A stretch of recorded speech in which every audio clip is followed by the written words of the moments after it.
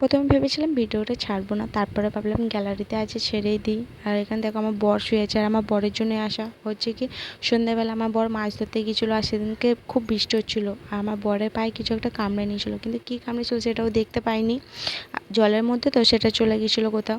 আর হঠাৎই আমার বরের পায়ে খুব যন্ত্রণা শুরু হয়, তো সেই কারণে আমরা সেদিনকে রাত্রিবেলা হসপিটালে আসার পরে ওকে দেখলো, ইঞ্জেকশন দিল, দেওয়ার পরে তবু ঠিক হয়নি বলে তো ভর্তি নিয়ে নিল, বলে 24 ঘন্টা রেখে দেখতে হবে যে কী হয়েছে, রক্ত পরীক্ষা করতে হবে। তো সেই জন্য আমরা ভর্তি ছিলাম।